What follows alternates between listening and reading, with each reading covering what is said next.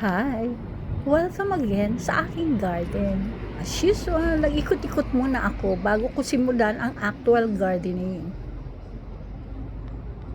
Okay, as usual, this will go to my regrowing garden. Diba? Yan. Putulin ko lang siya dito. Yan. Pwede medyo ibabad ko siya sa tubig. Or pwede ko na siyang i-direct. Yan ang ginagawa ako sa pak choy o bok choy. Diba? Yan, so I have 4 pieces. Welcome to my garden, siyempre. Ayan. Anuhin ko lang siya, diba? Ganito, oh. Yan, puputulin ko lang. Wala lang akong taga-video, kaya ayan, parang ihirap. Ang hirap. Ako ang nagbibideo. Walang gamit na pad.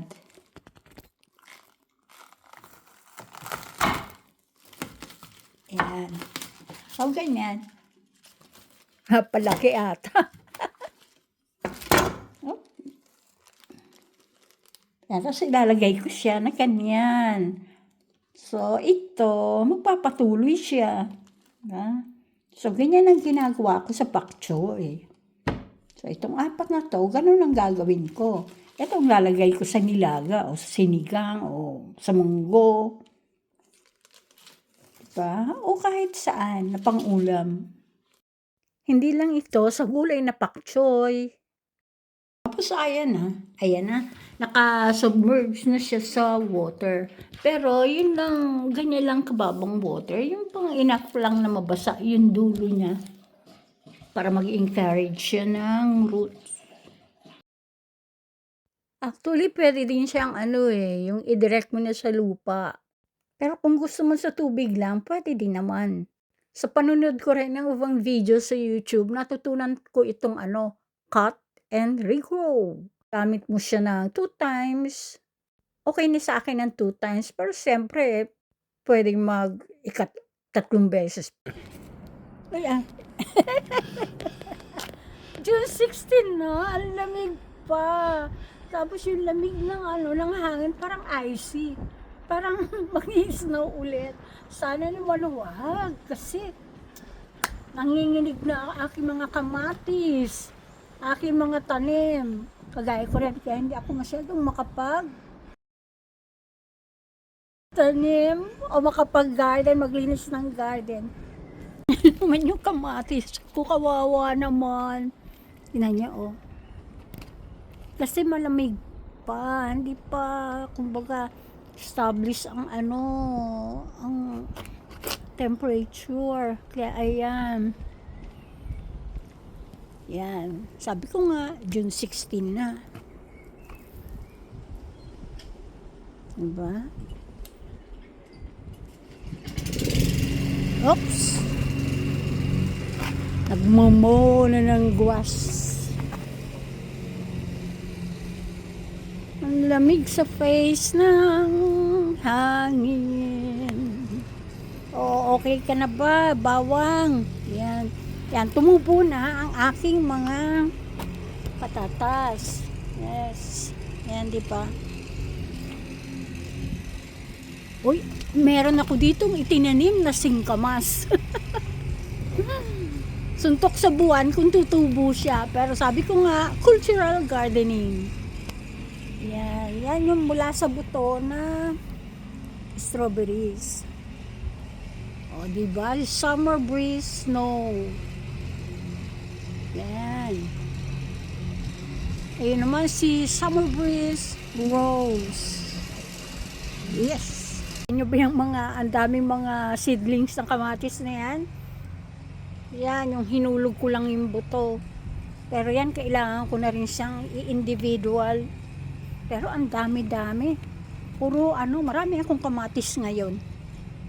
Yan, tingnan nyo. Kaya lang alam nyo, merong yung mga night critters ba tawag doon? Hukay ng hukay.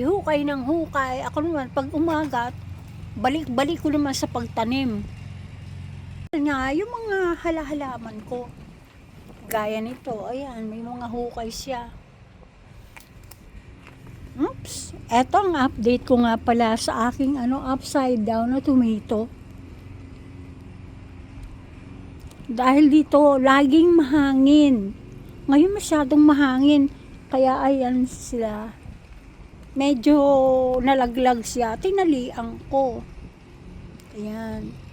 Pero ito mukhang malakas-lakas. Ayan, nakakapit lang siya. At saka nga pala ito, kaya ko sa tinalian, tinalo na nung kung sino man nung night critters na umaano dito. Oops, dito na aking pak choy.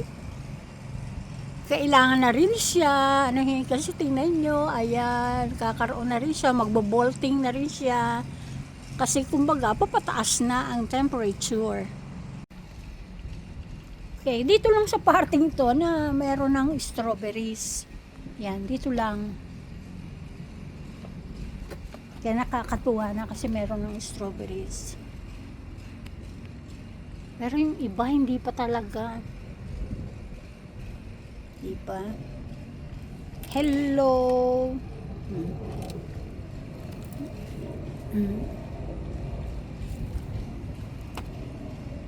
Yung bagong lahi rin nga pala ng strawberry sa akin. Ravelia. Yan. Ravelia. So, sinubukan. Tingnan ko kung matamis siya, o tama siya, o madaling alagaan. Nakaabot na dito sa aking mga raspberries. Sa lugar ng aking raspberries, tsaka blackberries. Ang aking kamatis. Dahil masyadong mahangin, ginaya ko na yung nakikita ko sa YouTube na itinatanim ang kamatis sa pahiga. Para wag siyang maapektuhan, kumbaga. At yun ang aking okra. O, ang van melon. Yes, ayan. O, at ang aking, champagne. Oo, champagne ribs ang tawag dito eh. Ayan o. Yung kulay gold siya. O, dilaw. Hindi siya black. Hindi siya red. Champagne. Ang pakinabangan ng mga spinach, diba? Ayan, pwede na silang pakinabangan. Pero today, may mga bago kong itinanim kasi gumamit ako ng pak choy. So, yung kanyang bottom, ayan, ilalagay ko dyan. Naglagay na rin ako ng basil, cilantro.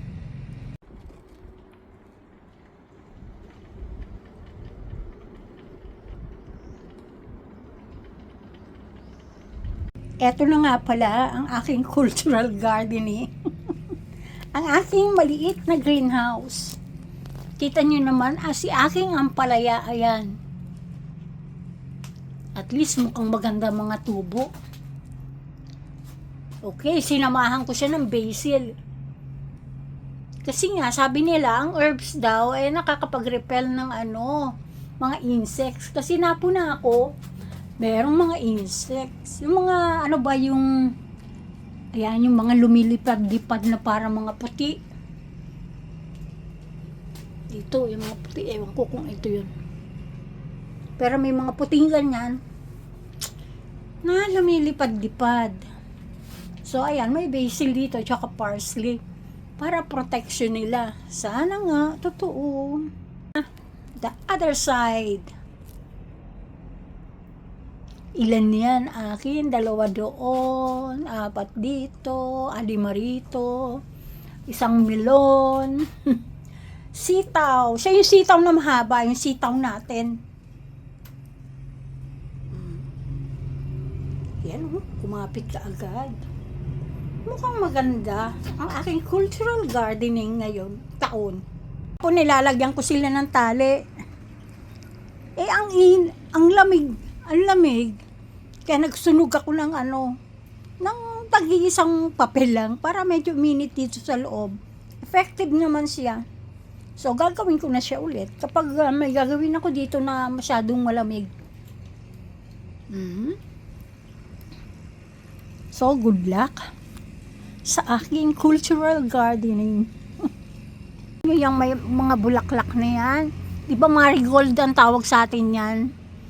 Yun, sinasabi nila sa mga nakikita ko sa video, nababasa ko na nakakatulong silang mag-repel ng insects, ng plants insects ba? Yung mga nakakasira sa kanila.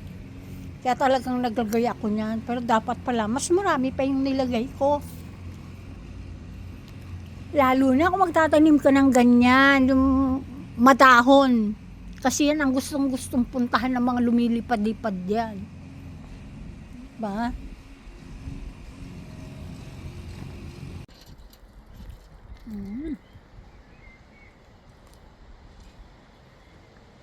Biba lang lang.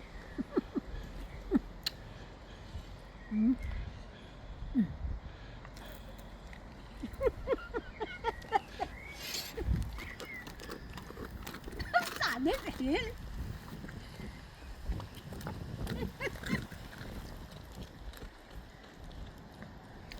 Hansen ka, jag skip mening. Ik meneer. Men det är oss med gott så.